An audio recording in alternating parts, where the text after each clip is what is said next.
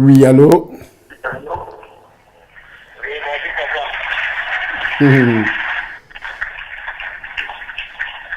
Bonjour et soyez bénis dans le précieux nom du Seigneur Jésus-Christ de Nazareth. Soyez bénis dans le précieux nom du Seigneur Jésus-Christ. Alors nous démarrons notre séminaire. Mais sachez que nous avons nos amis de l'étranger, c'est-à-dire sur les réseaux sociaux, la télévision, la radio, aussi en ligne. Et nous allons démarrer notre séminaire sur le nœud coulant, les différents envoûtements depuis le premier nœud, puisqu'il y a 9 nœuds. Et parfois, ça va jusqu'à 13. Ça dépend de l'opérateur. J'explique toujours que dans le domaine de la sorcellerie, c'est 9 nœuds. Le satanisme est différent de la sorcellerie. Alors, chez les satanistes, ça va jusqu'à 13 nœuds. Et pourquoi 13? Le chiffre 13 chez eux, c'est tout simplement pour blasphémer. Le chiffre 12 pour tourner en dérision, parce que le chiffre 12, Satan ne peut pas l'imiter, comme le chiffre 3 aussi, comme le chiffre 7. Satan ne peut pas imiter ces chiffres-là. C'est pourquoi au sujet du chiffre 12, eux, ils parlent de 13. C'est pourquoi on parle du 13e apôtre, pour ceux qui ne comprennent rien dans les pratiques sataniques et démoniaques. On parle du 13e apôtre. Vous aviez entendu plusieurs personnes qui se proclamaient 13e apôtre, que ce soit les vedettes, les hommes politiques et autres. C'est un langage codé.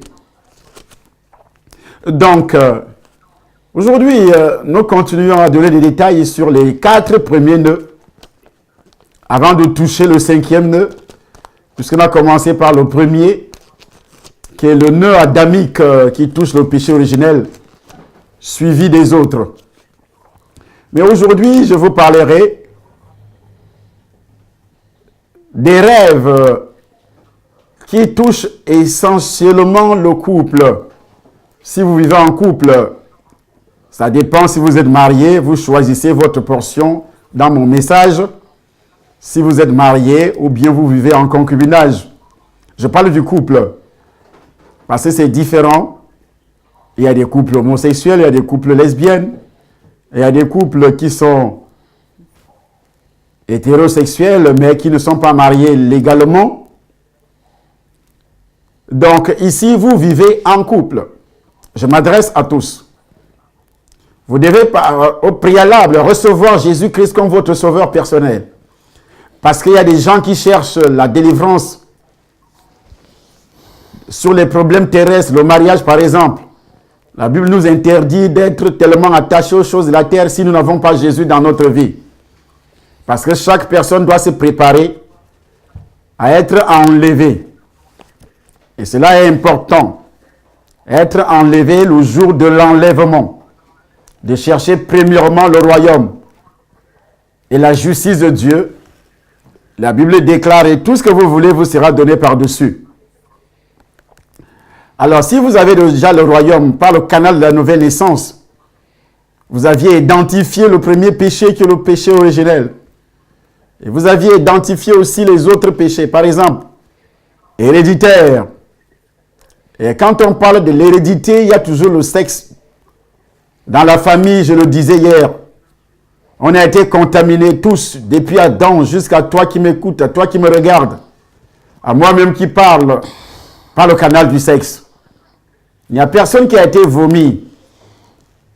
Tous, nous sommes nés par le canal de ce petit appareil de reproduction que Dieu avait placé au bas-ventre de la femme et aussi au bas-ventre de l'homme. Cette reproduction passe par le sang. Et par le sang, il y a eu une contamination. Et dans le sang, il y a l'âme. Dans le sang, il y a l'esprit. Et le sang, c'est la partie biologique, physique que nous pouvons toucher, que nous pouvons voir. Donc, l'âme est dans le sang. Et la Bible précise que Dieu parle d'une manière ou d'une autre. Mais il parle dans plusieurs domaines. Nous allons commencer par ce domaine qui est donc la partie spirituelle, les rêves, touchant le couple. Mais au préalable, je voudrais vous expliquer ce que c'est que le couple venant de Dieu. Le mariage, le vrai mariage selon la Bible. La Bible déclare selon 1 Corinthiens chapitre 7. Il n'est pas bon que l'homme soit seul. Dieu avait déjà dit ça dans le livre de Genèse. Mais dans 1 Corinthiens chapitre 7, Dieu a averti de long en large. Et je voudrais que notre maman qui est ici, qu'elle commence par lire d'abord à partir du premier verset. 1 Corinthiens chapitre 7, à partir du premier verset, il est écrit: « Pour ce qui concerne les choses dont vous m'avez écrit, je pense qu'il est bon pour l'homme de ne point toucher de femme. Toutefois, pour éviter l'impudicité, que chacun ait sa femme et que chaque femme ait son mari. » Voilà, on peut s'arrêter à ce niveau. Maman, c'est très bien. Tu as une très belle voix. C'est la voix d'un ange.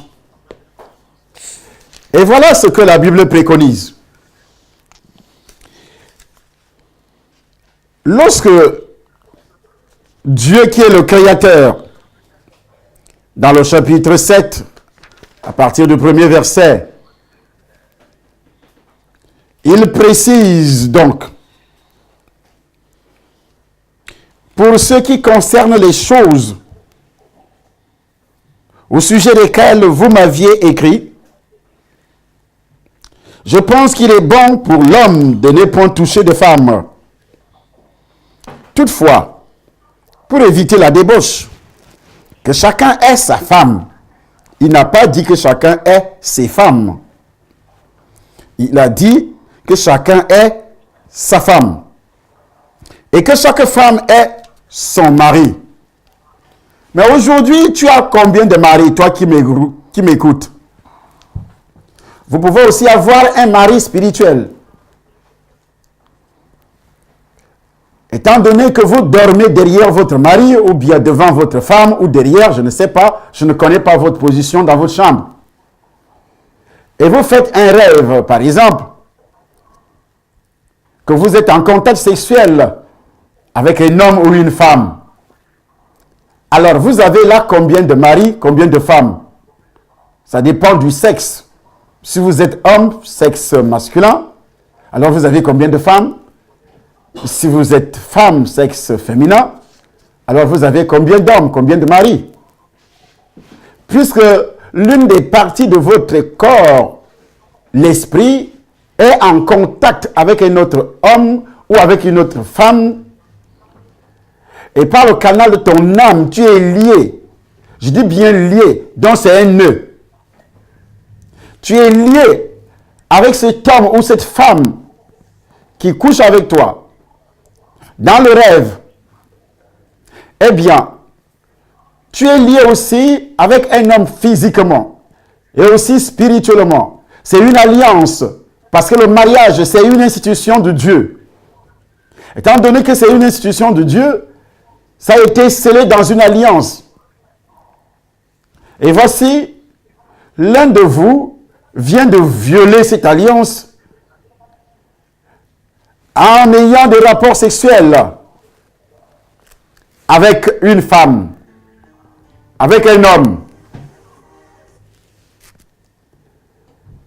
Directement, vous n'allez plus me dire que votre lit conjugal est sans souillure. Vous n'allez pas me dire que vous n'êtes pas liés. Vous n'êtes pas attaché dans un nœud. Je parle du mariage véritable où l'homme t'avait rencontré, il a doté cette femme et le père, la famille de l'homme était présent et la famille de la femme aussi était présente et les deux familles ont conclu une alliance pour leurs deux enfants qui doivent partir.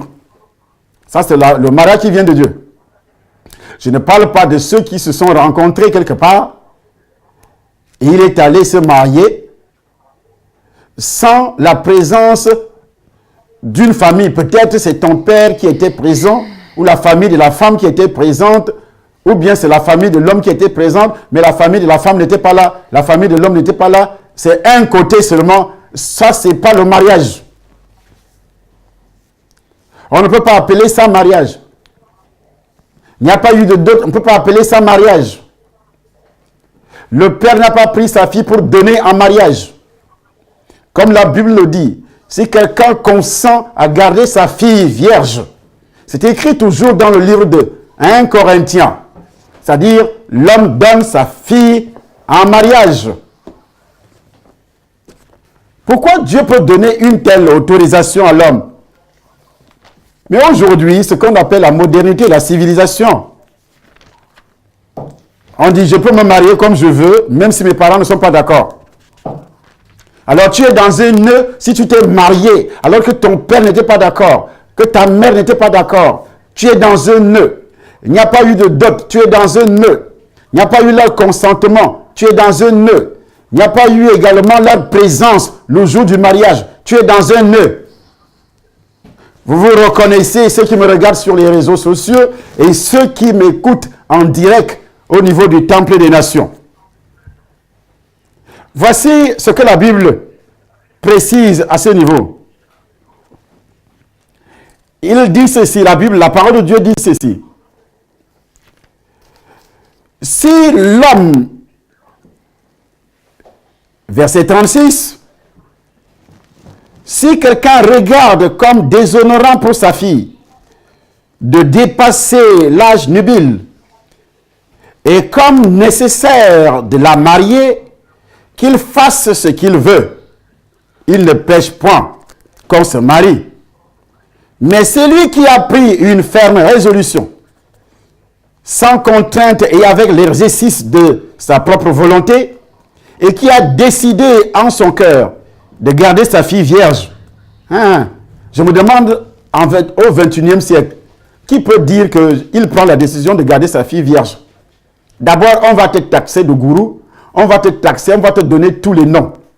Déjà ici en Europe, on t'amène au commissariat et il y a plusieurs lois qui ont été votées. Ce que nous lisons est dans la parole de Dieu. Donc l'homme dit, je garde ma fille vierge. Ça veut dire qu'une fille ne doit pas se marier, ne doit pas avoir des rapports sexuels avant le mariage. Mais toi, tu l'as fait. Avant le mariage, tu as eu des rapports sexuels. Il est bien dit que tu étais païenne et tu t'es converti. Bien, tu t'es converti. Et je reprends ma parole. Lorsque tu t'es converti, le Saint-Esprit te rend la virginité que tu avais perdue auparavant. Mais à condition que ces péchés-là soient dénoncés, identifiés et confessés. Lorsqu'on parle de la repentance, tu ne vas pas dire à Dieu, oui, je vivais dans la fornication. Mais avec qui? Tu vivais dans la fornication avec qui? Je ne te dis pas d'aller dire aux gens, lorsque tu étais païenne, tu dois te mettre là, dans ton cœur, avant ta conversion, tu dis, Seigneur, je demande pardon sur les péchés d'adultère parce que je savais que cet homme était marié, mais je couchais avec. Je savais que cette femme-là était mariée, mais je couchais avec elle. Je savais que cette fille-là était célibataire, et moi aussi célibataire, mais on a eu des contacts sexuels, c'est ce qu'on appelle la fornication. Donc je confesse, je viens d'identifier le péché. Elles sont en nombre de combien? Elles sont 2, 3, 4, 5, 6, 7, ou il. Combien de garçons? 1, 2, 3, 4, 5, 6, 7. Ça fait 7 péchés de fornication. Mais aujourd'hui, est-ce que les gens, lorsqu'ils acceptent le Seigneur, ils prennent soin de le faire? Je dis bien, est-ce que les gens, lorsqu'ils acceptent le Seigneur, est-ce qu'ils prennent soin de le faire? identifier le péché, pour que ce lien soit brisé, pour que le nœud, il faudrait également, après avoir identifié ce péché, il faudrait qu'on brise le nœud. Chez le diable, c'est le nœud. Chez Jésus, l'alliance. Mais l'alliance est brisée au niveau du Seigneur. Lorsque tu as reçu le Seigneur, eh bien, tu continues donc à vivre dans la fornication. Tu viens de briser l'alliance avec Jésus. Parce que Jésus vient de te fiancer. Il attend que tu aies ton mari ou bien ta femme. Voici l'alliance qui a été brisée. Et dès que tu as brisé cette alliance, tu entres directement dans le nœud coulant. Donc chaque fille qui aurait eu des rapports sexuels après avoir reçu le Seigneur, étant célibataire, tu entres dans le nœud. Chaque homme qui aurait eu des rapports sexuels avec une femme après sa conversion, qu'elle soit mariée ou pas, cet homme-là est entré dans le nœud. L'alliance avec Jésus a été brisée. Et tu es entré dans le nœud de Satan. Comment voulez-vous alors que les démons des maris de nuit que tu avais encaissés quand tu étais païenne, comment veux-tu qu'ils partent? Et là, ils vont toujours revenir par le canal des rêves. Lorsque tu n'as pas pu déclarer ces choses, c'est pourquoi les chrétiens continuent à vivre. Je dis bien, les chrétiens continuent à vivre en relation avec les maris de nuit et les femmes de nuit. Parce que tous les péchés qu'ils ont commis auparavant, dans le sexe, ils n'ont pas pris le temps de les identifier le jour ou bien après avoir reçu le Seigneur, le Saint-Esprit est descendu. Il a mis la lumière parce que tu étais dans les ténèbres. Il a mis la lumière pour que ces péchés-là soient identifiés dans ta vie. Tu commences à les identifier sur la lumière du Saint-Esprit. Parce que tu étais dans les ténèbres. Et comme tu es déjà dans la lumière, tous les actes qui ont été posés dans les ténèbres, c'est comme une maison qui est dans les ténèbres. Et puis, subitement, on allume les ampoules. S'il y avait la saleté sur le sol, on saura qu'il y a des cacas de chèvre ici, des cacas de poule ici, les papiers ici, les débris de ceci, les ordures de part et d'autre. On verra la catégorie, la qualité des ordures qui traînent à l'intérieur de la maison. Mais lorsque il y avait les ténèbres dans cette maison, on ne pouvait pas voir. Parce que si aujourd'hui, les gens ont de la peine à identifier leurs péchés, les gens ont de la peine à les confesser. Pourquoi? Parce qu'ils sont toujours dans les ténèbres. La lumière, lui, dans les ténèbres, et les ténèbres ne l'ont pas reçu. Mais à tous ceux qui l'ont reçu, à tous ceux qui croient en son nom, il leur a donné le pouvoir de devenir enfants de Dieu. Et je pense que c'est là aussi que Jean, l'évangile de Jean, 1 Jean, chapitre 1er, à partir du verset 8, nous donne cette injonction. Et ça sera lu maintenant au niveau du Cameroun. 1 Jean, chapitre 1er, à partir du verset 8, le verset 9, ainsi de suite. Nous lisons. Il faut que ça soit rapide, parce que le lecteur là-bas traîne. Et si tu n'es pas rapide, maman va prendre le pouvoir ici de ce côté. Nous écoutons. 1 Jean, chapitre 1er, verset 8, il est écrit: si nous disons que nous n'avons pas de péché, nous nous séduisons nous-mêmes, et la vérité n'est point en nous. Si nous confessons nos péchés, il est le juste pour nous les pardonner et pour nous purifier de toute iniquité. Si nous confessons, est-ce qu'on peut confesser dans le cœur? Non. On se répand dans le cœur. C'est pourquoi Pierre parlait de la repentance. Lorsque les cœurs des Juifs ont été touchés, après avoir annoncé la bonne nouvelle du salut, Actes chapitre 2, au verset 37, il est écrit: après avoir entendu ce discours, ils ont eu le cœur vivement touché. Ils ont dit à Pierre et aux autres disciples: hommes, frères, que ferons-nous? Et Pierre leur dit: répentez-vous et que chacun de vous soit baptisé pour le pardon de ses péchés, Et vous recevrez le don du Saint-Esprit. Le don du Saint-Esprit arrive lorsqu'il y a eu la repentance. Mais le péché, c'est quoi? Le péché, l'adultère, c'est une catégorie de péché. Dans l'adultère, il y a plusieurs péchés là-dedans. Tu as couché avec Jean, avec Paul, avec Pierre, avec Marie, avec n'importe quel nom, quelle femme que tu as rencontrée. C'est les différents péchés. Mais dans la fornication, c'est la même chose aussi. On vient de nommer une catégorie de péchés qu'on appelle fornication. Mais dans la fornication, il y en a beaucoup. Toi seul, tu as rencontré 10 filles, coureurs de jupons de ton état. Tu ne refusais jamais un garçon. Tu étais si légère. Mais là, il faut donc les identifier. Il y a d'autres que tu ne connais même pas les noms. Mais tu connais quand même les visages. Tu connais quand même le lieu. Le Saint-Esprit, quand il descend sur toi, il te rappelle, parce que la Bible dit, nulle créature n'est cachée devant lui, tout est à nu à découvert aux yeux de celui à qui nous devons rendre compte. Donc quand tu faisais tout ça, le Saint-Esprit voyait. Et c'est pourquoi, quand il descend sur toi, après avoir brisé le péché originel, lorsque tu invoques le sang de Jésus, et puis le péché originel est brisé, la barrière qui empêche le Saint-Esprit de descendre, qu'est-ce qui se passe? Et à l'immédiat, il commence à te convaincre du péché. C'est son ministère. Il te convainc des péchés commis qui n'ont pas connu là aussi la repentance. Il t'amène à se repentir par rapport à ça, à ces péchés. Et ceci lave ton âme, purifie ton âme. Ça détruit dans les liens. Si nous confessons nos péchés, il est fidèle et juste pour nous les pardonner et pour nous purifier de toute iniquité. Purifier. Il purifie l'âme. Et après, il te fait sortir du nœud. L'alliance satanique, c'est le nœud. Mais de nos jours, c'est pratiquement difficile. Je ne te dis pas d'aller voir le prêtre pour le faire. Mais commence à identifier toi-même. Tu commences à se repentir. Pourquoi ce travail est très important? Toujours 1 Corinthiens, le chapitre 6, dit quelque chose qui m'avait touché. J'ai lu bien le chapitre 6. Qu'est-ce qui est écrit là-dedans? Ne savez-vous pas?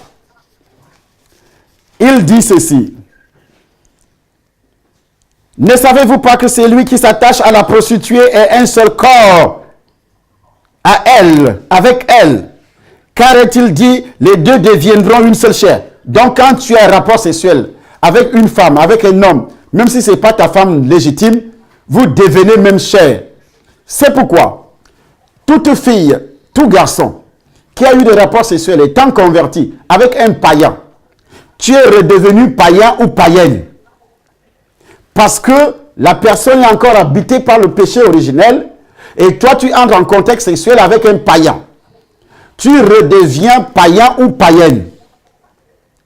Vous savez qu'il y a des gens aussi qui font semblant d'être enfants de Dieu. Jusqu'au soi-disant pasteur. Apollos n'était pas enfant de Dieu. Mais il prêchait avec éloquence, dit la parole de Dieu. C'est quand ce couple va tirer Apollos de côté, il explique en profondeur le mystère de la mort et de la résurrection de Christ, lui révélant les grands mystères de Christ touchant la vie présente et passée. Apollos donc va naître de nouveau. Mais avant, il prêchait avec éloquence. Je dis bien, il prêchait avec éloquence. Parce que ces grandes doctrines, ces grandes vérités chrétiennes, Apollos ne les maîtrisait pas du tout. Mais il prêchait. Il y a des pasteurs qui prêchent comme ça, qui ne sont même pas de nouveau. Mais avec éloquence, il fait même des miracles au nom de Jésus. Je dis bien au nom de Jésus. Mais il n'est pas né de nouveau. Il ne le sait pas. Comment tu peux prétendre être né de nouveau alors que tu ne connais pas la signification et l'importance que le péché originel joue dans la vie d'un être humain?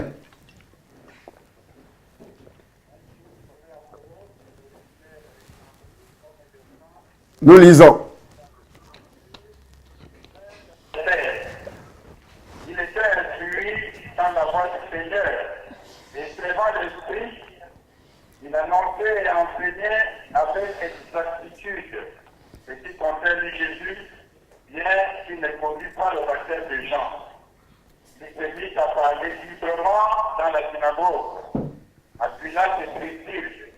entendu d'offrir avec eux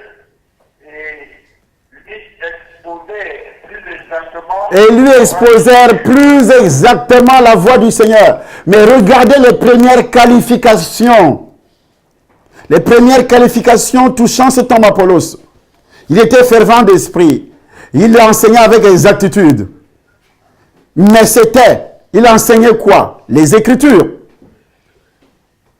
Comme la plupart dans les religions, dans d'autres églises.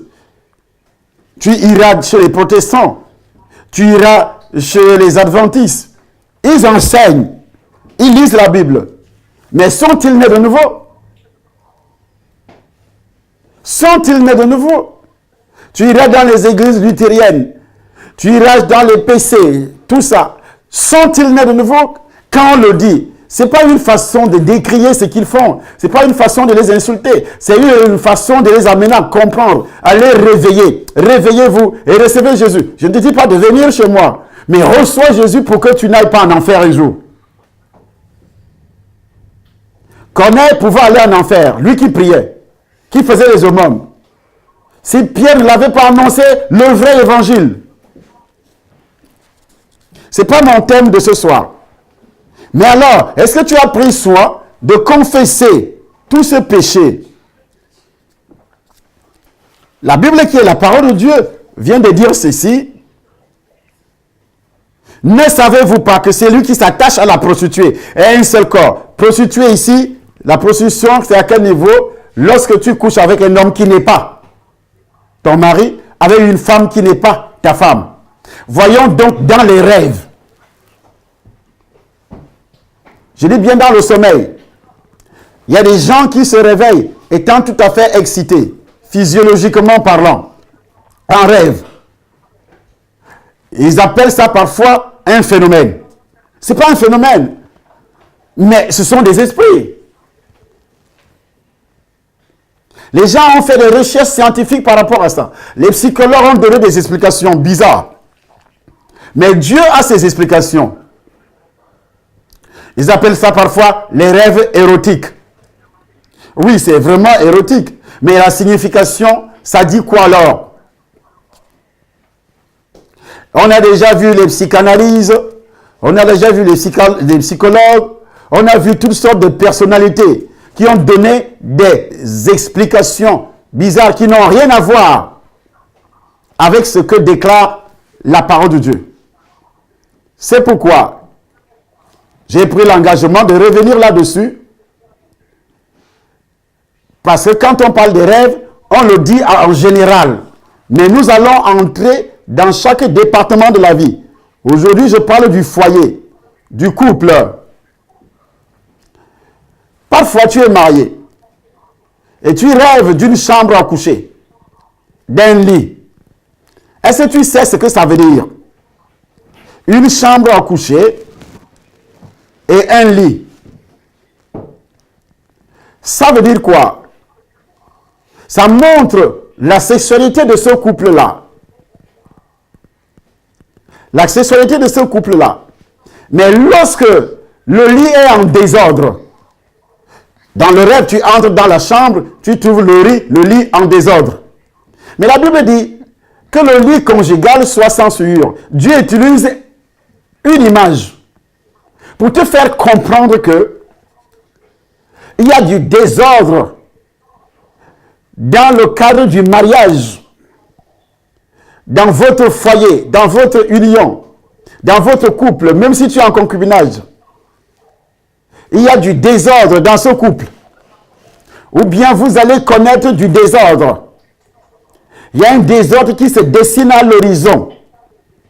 Et Dieu veut t'avertir, comme ce qu'il dit dans le livre de Job, au chapitre 33.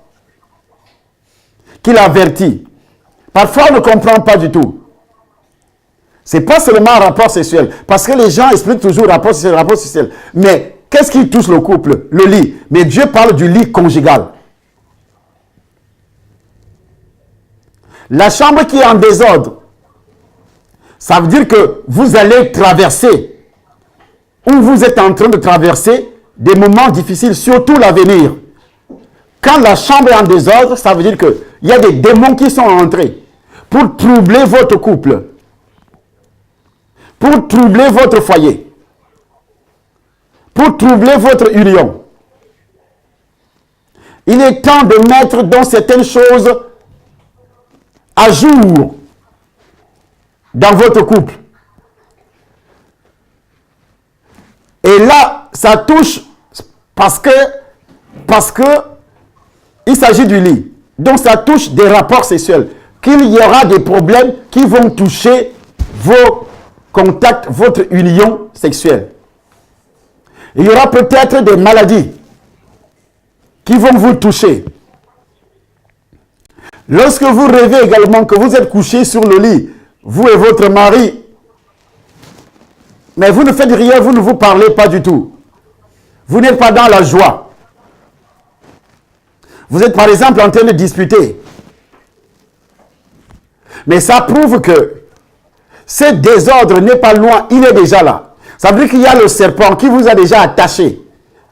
Ça veut dire que dans sous peu de temps, vous allez vous séparer et la séparation peut être douloureuse. Peut-être jusqu'à la mort, que l'un de vous doit partir. La séparation peut aussi être le divorce. Ou bien des problèmes qui vont amener où la femme a quitté le foyer pour revenir. Comme d'habitude, ça se passe parfois. Elle quitte le foyer avec des prétextes, elle s'en va et après elle revient. Ou bien l'homme sort du foyer parce qu'il a rencontré une dame à la jupe ventilateur qui finit par l'emporter. Et parfois tu vois tout ça dans le rêve. Et moi je prophétise en détruisant le nœud. Et lorsqu'il y a ce nœud du désordre dans ton foyer, tu vas faire ce genre de rêve et tu ne comprendras pas pourquoi tu fais ces rêves-là. Et si tu as l'habitude de faire ce genre de rêve, je te dis aujourd'hui que le désordre n'est pas loin. Que le désordre n'est pas loin. Vous allez connaître, ou l'homme connaîtra aussi des faiblesses sexuelles. Vous allez connaître des problèmes émotionnels, sentimentaux dans votre foyer. Ça veut dire que le degré d'amour qui existait dans votre cœur, l'un envers l'autre, il y a du désordre. Il y a le démon du désordre qui s'est installé. C'est pourquoi vous allez voir le lit en désordre. C'est pourquoi vous allez voir la chambre en désordre. Et puis, il arrive que vous entrez dans votre chambre dans les rêves. Et puis vous constatez que la chambre est sale. Je parle de la chambre. Le rêve qui touche le salon est différent. C'est votre maison, le salon. Là où tout le monde a accès. Mais dans la chambre, c'est votre intimité. Et puis dans cette chambre, tu fais un rêve qu'il y a la saleté partout. Tu ne balaies pas, mais tu marches dessus. Parce qu'il y a deux significations à ce niveau-là. Si tu balaies, mais si tu ne balaies pas, qu'il y a la saleté, tu es entré, tu as vu la saleté. Et ça dépend aussi de quel type de saleté tu as vu. Ça veut dire que l'un de vous est en train de souiller le lit conjugal. L'un de vous, tu peux souiller le lit conjugal en pensée, où tu reçois les informations, les calomnies venant de ton père, de ta mère, de ta soeur, de ton frère, d'une amie, d'un collègue, d'un ami de ton mari, qui vient calomnier ton mari chez toi, ou bien les frères, les sœurs, tes propres frères, tes propres sœurs, la belle-mère, ta mère, qui calomnie aussi ta femme chez toi, ou bien les amis de ta femme. Et puis tu acceptes ça. Si c'est l'homme qui voit, il doit comprendre que sa femme est en train de recevoir des informations qui sont en train de salir votre union. Si c'est l'homme qui voit ça ou c'est la femme qui voit, sachez qu'il y aura du désordre. Il y a la saleté. Ou bien que l'un de vous vit en concubinage, en adultère, que ce soit la femme ou l'homme. Tu dois entrer dans la prière. Mais il arrive que parfois ça passe. Tu ne connais même pas l'explication. Mais c'est très dangereux. Et si je révèle que tu es dans cette salle aujourd'hui, si tu as rêvé, pendant que je suis en train de parler, le nœud est en train d'être détruit par la puissance du Saint-Esprit de Dieu. Le feu du Saint-Esprit est en train de descendre pour annuler. Et ça touche essentiellement. Il y a des gens qui m'écoutent à la radio, qui vont écouter le message en disant, oui, ça me concerne. Mais si tu ne descends pas en vanne, ça ne te concerne pas du tout. Parce que tu es un voleur. La Bible dit, il persévérait dans un même lieu. Il persévérait dans l'enseignement des apôtres. Ils allaient au temple à 15 heures. Et toi, tu écoutes à la radio. Ou bien tu es ici à Paris, mais tu ne viens pas au temple. Ça ne te dit absolument rien. Je vais seulement regarder à la télévision. Et voilà comment les gens se retrouvent également dans le nœud. Je prends un autre exemple. Là, je suis dans la chambre à coucher, où vous dormez ensemble. Lorsque tu fais un rêve qu'il y a quelqu'un, vous dormez dans votre chambre, sur votre lit, mais avec une autre personne. Il y a une personne qui est couchée au milieu de vous. Je dis bien au milieu de vous. Ou bien vous reconnaissez la personne. Si c'est l'homme qui fait ces rêves-là, sache alors que l'un de vous est lié à une autre personne dans la sorcellerie. Ça, c'est le rêve qui touche la sorcellerie. Ça n'a rien à voir avec un démon simple. Parce qu'il y a des rêves érotiques qui touchent une panoplie de démons dominateurs. Il y a d'autres rêves érotiques qui touchent le domaine de la sorcellerie. C'est différent. Je prendrai soin pendant les 2 jours, aujourd'hui et demain, à vous expliquer en profondeur. Le domaine de la sorcellerie, comme je le dis avec ma mère, celle qui m'avait déposé dans ce monde, sur cette terre. C'est mon oncle qui a été son bourreau dans la sorcellerie pour détruire cette femme jusqu'à placer le serpent dans son ventre. Elle a été tuée. Elle est morte parce qu'elle appartenait à une église, mais elle n'était pas née de nouveau, à une assemblée, à une religion. Elle était protestante, mais elle n'était pas née de nouveau. Et elle vivait aussi dans le désordre. Je dis bien, elle vivait dans le désordre. Tous les problèmes qu'elle avait avec mon père, tout le temps, il y avait des problèmes. Avant de faire ses rêves, elle le disait aussi tout le temps, qu'elle a vu sa maison en flammes. Elle n'avait pas de chambre, c'était une petite maison. Mon père avait construit une maison à chacune de ses femmes. Des maisons en natte, raffia. Et chaque femme avait sa maison. La première femme avait sa maison, la deuxième femme avait sa maison. Et quand il voulait dormir, passer la nuit avec l'une d'elles, il allait dans l'une de ces maisons aussi. Et chaque fois, j'entendais ma mère qui disait, elle a rêvé que sa maison a pris feu. Le feu ici, symbole de la passion. Que quelqu'un a une passion de détruire. Je dis bien, vous savez, la maison que vous voyez là, c'est là que se trouve la famille, le père, la femme, l'homme et les enfants. Le père quittera, la femme aussi quittera ses parents. C'est pourquoi l'homme quittera son père et sa mère et s'attachera à sa femme. Et les deux deviendront une seule chair.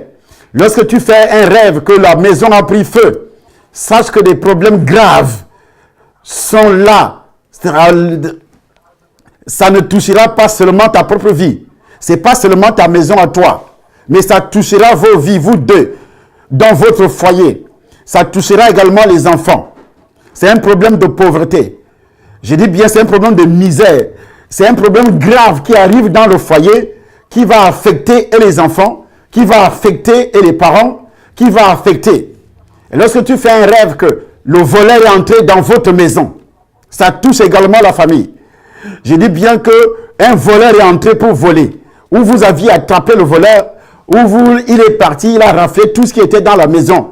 Ça ne concerne pas que l'homme ou la femme. Ça concerne les enfants. Ça veut dire que votre étoile, ça veut dire que le nœud coulant, on a attaché encore tous les membres de cette famille, ou bien dans le lien héréditaire familial, là où tu es né, ton mari qui est entré en contact sexuel avec toi, il est entré également dans ce nœud-là, le nez de ta famille biologique. Ton mari qui t'a épousé est entré dans ce nœud parce que vous êtes devenus même chair. Ou bien ta femme, la femme que tu as épousée, elle est entrée aussi dans ce nœud. Parce que vous devenez même chair. Dis la parole de Dieu. J'ai dit bien, vous devenez même chair. Et cette flamme qui brûle votre maison, ça brûle votre vie, ça brûle votre destinée, ça brûle en général tout ce qui touche le bien-être de votre existence sur terre. Et c'est très dangereux lorsque quelqu'un fait ce genre de rêve et ça ne lui dit absolument rien ou il oublie. Comme dans la plupart des cas, les gens font des rêves et ils oublient. Et jusque-là, ils sont fiers. Ce n'est pas ce qui est du tout, c'est pas du tout normal. La Bible dit, ne savez-vous pas que vos corps sont des membres de Christ? Prendrai-je donc les membres de Christ pour en faire les membres d'une prostituée? Loin de là. Ne savez-vous pas que c'est lui qui s'attache à la prostituée est seul corps qui s'attache? S'attacher. Donc tu entres dans le nœud. Tu entres dans le nœud de la prostitution. Et ceci arrive surtout aux croyants. Lorsque le croyant va chercher femme dehors, lorsque la croyante, elle est déjà, tu es née de nouveau femme au foyer, et tu entretiens des relations sexuelles dehors, homme au foyer, tu entretiens des relations dehors, tu viens de mettre le feu à ton propre foyer. Et le feu ici, c'est l'attirance des difficultés majeures qui vont arriver dans votre vie, vous deux. C'est ce que Dieu appelle souiller le lit conjugal. Même quand vous n'étiez pas encore marié, vous étiez fiancé. Il y a des femmes qui se sont mariées aujourd'hui, mais avant le mariage, tu as trompé ton fiancé. Il y a des hommes qui se sont mariés, sont ensemble. Avant le mariage, tu avais trompé aussi ta fiancée. Mais après, vous vous êtes mariés. Et tu ne l'avais jamais dit cela. Tu n'as jamais confessé cela. Vous ne savez pas que le fiançailles, c'est déjà le mariage. Tu es dans un nœud. Vous êtes votre foyer dans un nœud. Et s'il n'y a pas de repentance, et la repentance veut dire déclarer. Lorsque l'homme commet le péché sexuel envers sa femme, c'est-à-dire, il doit confesser. Chez sa femme, la femme aussi, c'est la même chose envers son mari. Lorsque vous êtes déjà croyant, né de nouveau, et c'est très important, une fois que cela n'est pas fait, votre maison a pris feu. Et si vous continuez à faire ce genre de rêve, vous êtes responsable. Responsable. Mais pour l'entrée au ciel, c'est la personne qui est claire qui entrera au ciel qui sera enlevée. C'est pourquoi la Bible précise, 2 personnes seront sur un lit, une sera enlevée, l'autre laissée. Et cela est très important de le dire. C'est pourquoi la Bible dit, fuyez l'impudicité. Quelque autre péché qu'un homme commet, ce péché est hors du corps. Mais celui qui se livre à l'impudicité pêche contre son propre corps. Qu'est-ce que ça veut dire? Pêche contre son propre corps parce que tu as livré ton corps, ton corps sera attaché. Mais dans les rêves, tu fais des rêves où tu couches avec des hommes, tu couches avec des femmes.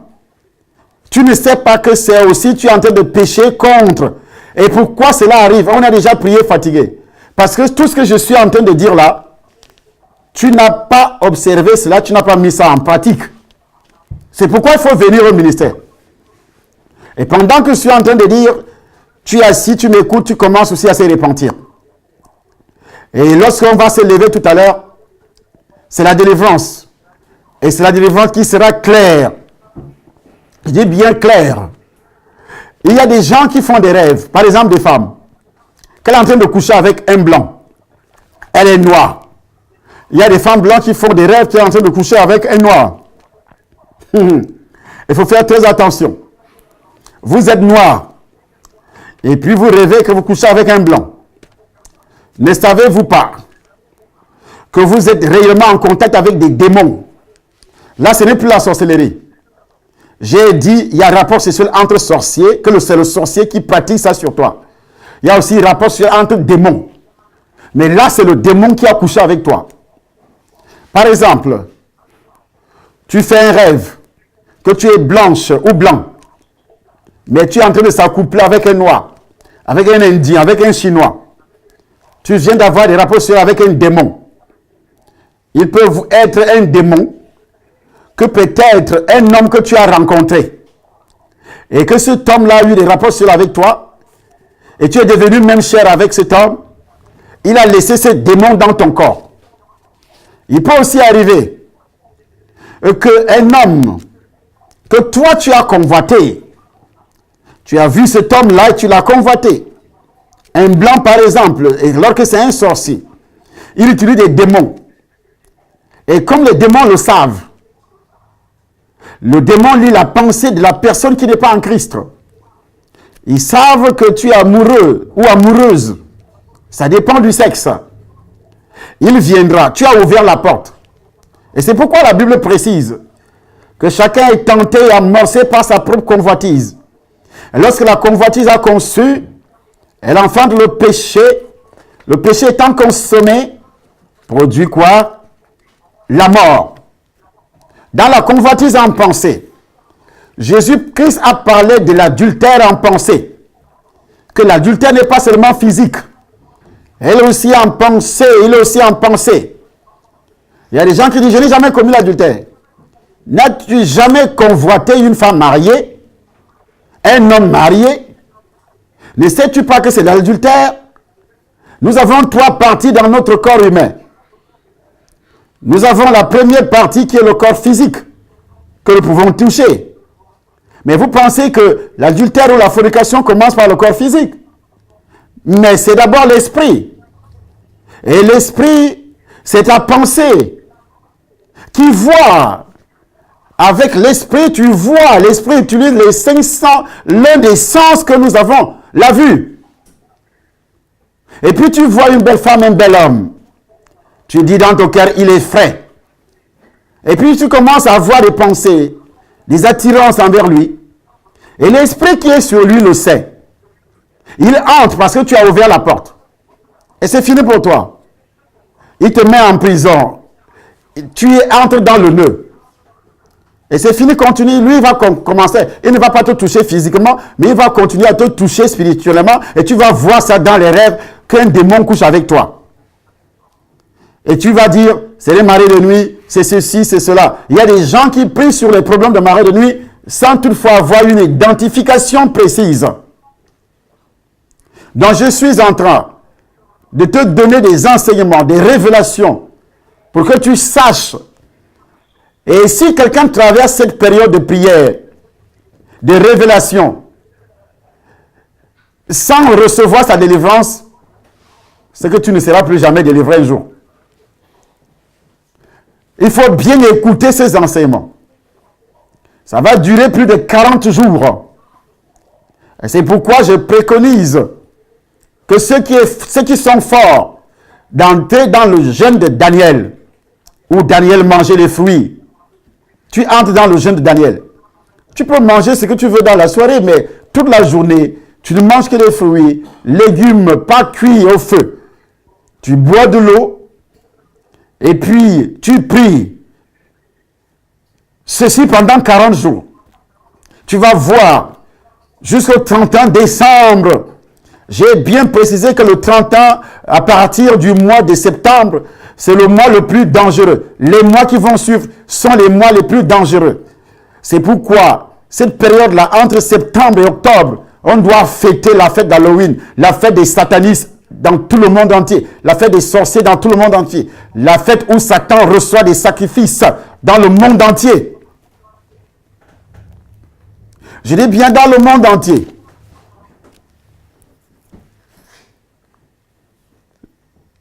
Dans le monde entier. Si dans votre rêve, vous êtes donc en train de s'accoupler avec un homme noir alors que vous êtes blanc ou blanche, ou bien avec une femme blanche alors que vous êtes noir. Je viens de vous expliquer ce que c'est. Cherchez rapidement la délivrance. Alors, si vous voyez que vous vous accouplez avec quelqu'un qui n'a pas de tête, dans le rêve, comme c'est le cas souvent, quelqu'un qui n'a pas de tête, mais comprenez que c'est dans le domaine de la sorcellerie. Il y a un sorcier qui vous connaît, normalement, il n'habite pas loin de vous, de chez vous, dans votre quartier, même dans la même maison, et c'est ce sorcier qui vous utilise. Et comme il craint d'être identifié, il vient à vous, mais sa tête n'est pas dévoilée. Sa physionomie n'est pas dévoilée. Alors, qu'est-ce que tu dois faire? À l'immédiat, toi, tu dois, parce que ton couple est en danger. Ton mariage est en danger. Je dis bien, ton mariage est en danger. Il peut aussi arriver que tu fais un rêve, que toi et ton mari, vous êtes dans le train. Toi et ton mari, vous êtes dans le train, vous n'êtes plus à la maison. Mais c'est un mauvais rêve. Mais que dit la Bible? Éphésiens chapitre 2. Le train de ce monde, qui est le patron du train de ce monde? C'est le diable. Et vous faites un rêve que vous êtes dans le train. Toi et ton mari. Et vous êtes en train de voyager. Nous allons lire Éphésiens chapitre 2. Et c'est Maman Dédé qui va lire ici à Paris, qui va faire cette lecture. Ça ne serait plus le Cameroun, mais ça sera plutôt ici, à partir du premier verset. Éphésiens chapitre 2. À partir du le premier verset. Éphésiens chapitre 2, à partir du premier verset, il est écrit: Vous étiez morts par vos offenses et par vos péchés, dans lesquels vous marchiez autrefois, selon le train de ce monde. Waouh! Selon le train de ce monde. Selon le prince de la puissance de l'air. Selon le prince de la puissance de l'air. De l'esprit qui agit maintenant dans les fils de la rébellion. De l'esprit qui agit maintenant dans les fils de la rébellion. Sache alors que toi et ton mari, vous êtes dans le ventre attaché, dans le ventre du serpent, dans le ventre des calomnies. Que vous serez calomniés par les calomnies, qu'il y aura des choses graves qui vont arriver dans votre couple. Et le train symbolise aussi l'état physique, biologique, c'est-à-dire les maladies, les choses semblables vont vous toucher grave. Tu fais le rêve que toi et ton mari, vous êtes dans la voiture, mais vous êtes en train de vous quereller. C'est dans le rêve que vous êtes en train de faire. Vous êtes dans la voiture, vous êtes en train de vous quereller. Sachez que il y aura quelqu'un qui va entrer dans votre couple, qui va provoquer la zizanie, qui va semer des troubles. Et le premier rêve, quand vous êtes dans le train, et l'un autre rêve, vous rêvez que vous êtes agressé dans votre maison, que les gens sont entrés dans votre maison pour vous agresser. Mais sachez que ce n'est plus loin. Il y aura une débandade. Il y aura une débandade pas physique, mais matérielle. L'ennemi est entré pour voler, pour détruire. Les sorciers sont entrés pour voler. Ils ont effectivement volé. Tu fais un rêve que tu entres dans ta maison. Et puis la maison a été vidée par les voleurs. Et dans tout ça, ça ne te dit rien. Tu penses que c'est un simple rêve. Mais sache à partir de cet instant que vous avez été vidé de votre étoile. Vidé, même si vous êtes chrétien. Vous avez ouvert la porte et que les sorciers en ont profité. Et puis, ils ont enlevé l'essentiel de votre vie. Et vous pouvez même aller en enfer. Pourquoi? Quand je dis enlever l'essentiel, ces démons vont vous pousser à commettre des péchés graves. À commettre des péchés graves. Jusqu'à parfois même le blasphème contre le Saint-Esprit. Je dis bien le blasphème contre le Saint-Esprit. Et c'est très dangereux. Faites très attention lorsque vous faites ce genre de rêve. C'est pourquoi je vous explique avec la parole de Dieu. Nous sommes toujours dans le nœud coulant. Toujours le nœud coulant. Au niveau donc de la vie du couple. Nous lisons, nous continuons à lire. Éphésiens toujours, par la bouche de maman. Si tu n'as pas encore enlevé la page. Éphésiens chapitre 2, à partir du verset 3. Nous tous, nous étions de leur nombre. Nous étions de leur nombre. Et nous vivions autrefois selon les convoitises de notre chair. Nous étions dans le même nœud. Donc pourquoi ça continue à se manifester dans ta vie, la pauvreté, la misère? Parce que ce nœud-là est resté depuis longtemps. Lorsque tu as reçu le Seigneur, tu n'as jamais confessé ni identifié plusieurs péchés qui ont apporté ce nœud dans ta vie. Et le diable, lui, va continuer à exploiter ça après ta nouvelle naissance. Parce que la première manifestation de la nouvelle naissance consiste dans le brisement du péché originel. Et lorsque le Saint-Esprit entre, il commence donc à te convaincre des péchés héréditaires et personnels. D'autres rêves, où tu rêves de voiture, le vol de ta voiture. Le vol de ta voiture. Mais qu'est-ce que ça veut dire? Ça veut dire que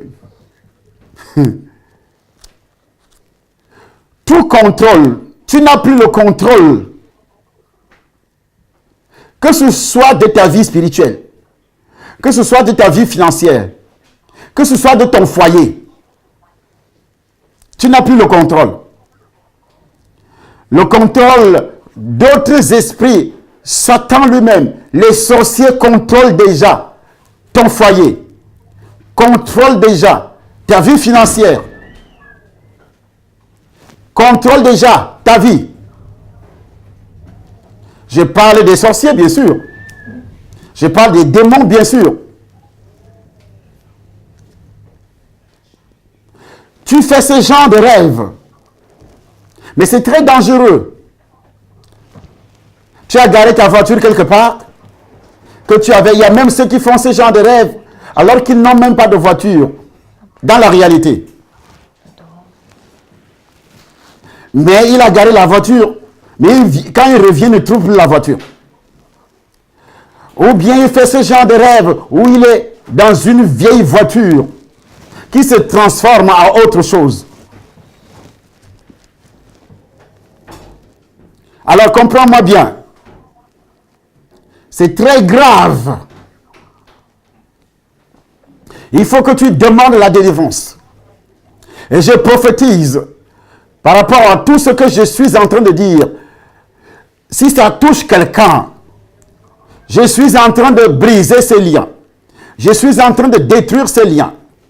Il y a d'autres qui font des rêves que dans leur foyer, dans leur maison, ce que j'appelle, tu es en train de te quereller, pas avec ton mari, mais tu te querelles avec quelqu'un d'autre. Tu ne te querelles pas avec ton mari ou ta femme, mais tu te querelles avec les gens. Dans la famille, au cours d'une tontine, ou bien au cours d'une réunion familiale, tu es en train de te quereller avec tes soeurs, avec tes frères. Sache que il y a quelqu'un qui a enterré des choses pour provoquer le désordre. Tout ça, et quand moi j'étais dans leur camp,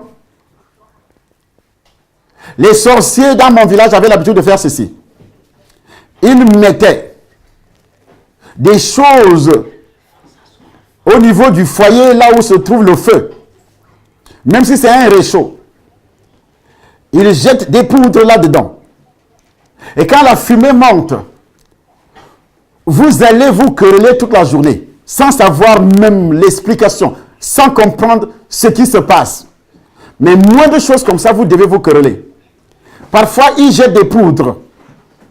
Quand tu commences à balayer, il peut jeter la poudre même en dehors de ta maison, en passant seulement au niveau du portail.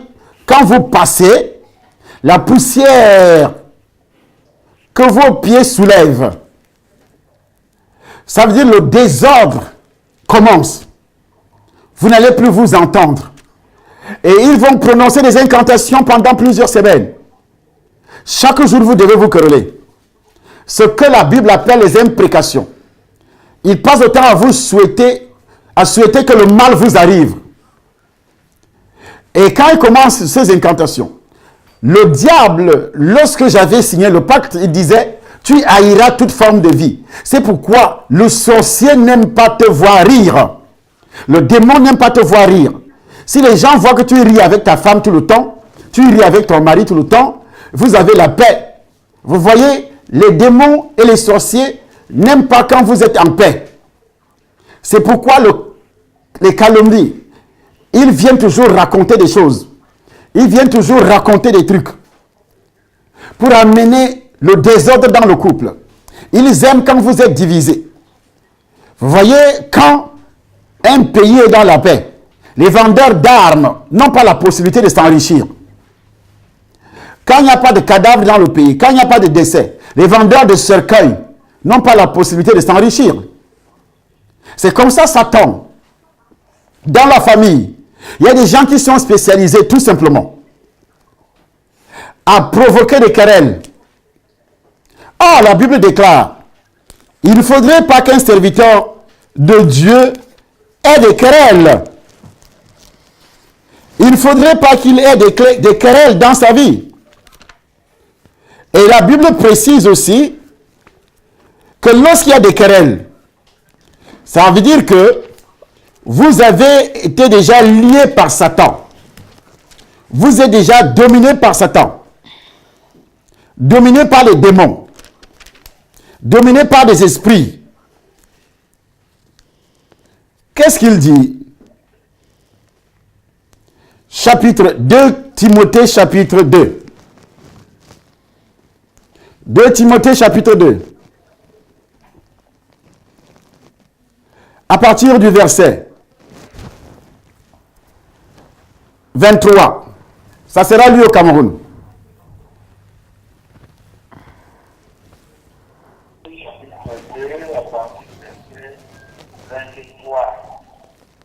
Repousse les discussions folles et inutiles, sachant qu'elles sont naîtres de querelles. Sachant, repousse les discussions folles et inutiles. Mais tu vas entendre comment la femme et l'homme disputent, comment les enfants disputent. Et c'est là que les querelles vont commencer. Mais ils ne savent pas comment cela est arrivé.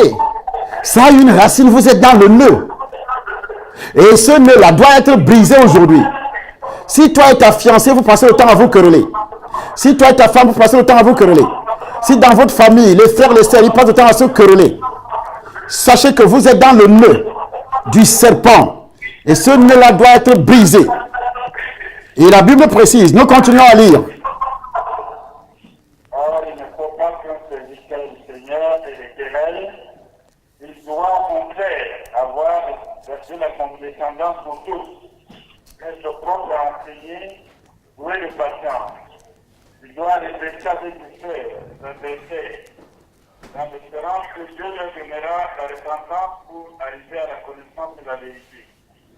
Et que, révélus à leur enfant, ils se dégageront des pièges du diable, qui s'est emparé d'eux pour les soumettre à sa volonté. Ah, là nous commençons à voir clair. Il y a des gens qui disent que vous voyez le diable partout. Mais je ne pense pas que Dieu aussi. Voici ce que dit la Bible. Et que revenus à leur bon sens, ils se dégageront des pieds du diable qui s'est emparé d'eux pour les soumettre à sa volonté. Il s'est emparé de d'eux pour les soumettre à sa volonté. Et il dit, il doit redresser avec douceur les adversaires dans l'espérance que Dieu leur donnera la repentance. Ils doivent se repentir, ils doivent identifier le péché des querelles. Donc s'il n'y a pas de repentance avec identification, lorsque le péché est commis, il faut, avant d'aller se coucher, identifier le péché et se repentir. Mais on a vu des couples dormir sur le même lit. Vous êtes dans le nœud. Dormir sur le même lit pendant une semaine, sans se parler. Pendant 2 jours, 3 jours. Chacun a la bouche attachée comme un paquet de miwanda. Chacun regarde le lit, on regarde la télévision, on parle avec des gestes. Mais qu'est-ce que dit la Bible? Et que revenus à leur bon sens, ils se dégageront. C'est quand ils vont se repentir. C'est quand on va prier pour toi. Ils se dégageront des pieds du diable qui s'est emparé d'eux. Le diable s'est emparé déjà. Il s'est emparé de vous pour vous soumettre à sa volonté. Et sa volonté, c'est son nœud pour vous attacher. Mais une semaine, il y a des couples, 1 semaine, 2 semaines, 2 mois, 3 mois. Parfois, vous pouvez vivre comme ça, sans contact sexuel. Mais vous dormez parfois sur le même lit. Alors, dites-moi, vous êtes déjà dans le nœud du diable. Il s'est emparé de vous pour vous soumettre à sa volonté. Sa volonté ici, c'est l'enfer. Sa volonté, c'est la destruction. La Bible dit, nous n'ignorons pas les desseins de Satan. C'est pourquoi je veux demander, parce qu'on n'a pas terminé, nous continuons avec les rêves, le niveau du couple, parce que les rêves, nous continuons également demain. Donc, mets-toi debout par la puissance du Saint-Esprit et tu commences à détruire tout ce que j'ai dit aujourd'hui. Toi-même, tu commences à détruire par la puissance du Saint-Esprit, à détruire, parce que tu as fait le discernement, les bagarres, le bavardage. Parfois, quand on a déjà bu, parfois on n'a pas bu, moindre chose, tout s'explose dans la maison. Tu es fâché pour un rien. L'homme est fâché pour un rien. Petite chose comme ça, il se fâche. La bouche est déjà attachée. Mais il faut savoir qu'il y a quelque chose. Vous êtes attaché réellement dans le nœud. Le diable s'est accaparé, s'est emparé de vous. Vous êtes dans son nœud. La Bible dit quoi? Il s'est emparé d'eux. Vous êtes dans le nœud. C'est pourquoi vous vous querellez tout le temps. C'est pourquoi il n'y a plus de paix. Il n'y a plus d'entente dans le foyer. Vous ne pouvez plus s'asseoir ensemble. Vous êtes dans le nœud. Vous ne pouvez plus discuter ensemble. D'autres même croyants, ils commencent l'étude biblique, ça s'achève par les querelles. Ils commencent la prière, ça s'achève par les querelles. Ils rient ensemble pendant une demi-journée. Mais à la fin de la journée, c'est déjà des querelles. Vous êtes dans le nœud du serpent. Dans le nœud. C'est pourquoi j'ai détruit ce nœud. J'ai détruit ce nœud dans le nom de Jésus-Christ. J'ai détruit ce nœud par la puissance du Saint-Esprit. Il y a d'autres qui font des rêves, qu'il est en train de vivre dans une vieille maison. Qu'il habite une vieille maison. Nous allons continuer puisque le temps est passé. Nous allons continuer demain. De plus en plus. Continuez demain à analyser. Et on entre dans la délivrance, dans la grande délivrance sur ça. Après avoir terminé les détails, il faut que je donne d'abord les détails.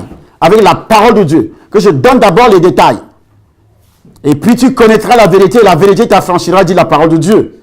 Il faut d'abord connaître avant que tu ne sois délivré. Il n'y a pas de délivrance sans connaissance, sans révélation. Il y a des gens qui vont dans les séminaires. On dit, il y a un grand prophète qui est arrivé, il va prophétiser, il prophétise sans connaître la vérité. Quelle vérité tu connais? La prophétie, aucune prophétie ne pourra jamais s'accomplir. Quelqu'un vient seulement et commence à prophétiser. Voilà les démons, le diable, les sorciers ont fait ceci, j'ai vu ceci, j'ai vu cela. Et puis Philippe, il s'en va. Et tu restes toujours là avec des démons. Les mêmes problèmes. Parfois, ça s'aggrave encore plus. Parce que de nos jours, on cherche quoi beaucoup plus? Les prophéties. On ne peut même pas voir si on est né de nouveau ou pas. Est-ce qu'on met la parole de Dieu en pratique? Non. Et pendant que je suis en train de parler, que tu sois célibataire ou pas, si tu fais ce genre de rêve, sache que ton foyer, et là je vais m'adresser beaucoup plus, le couple et les célibataires demain, les rêves que les célibataires font,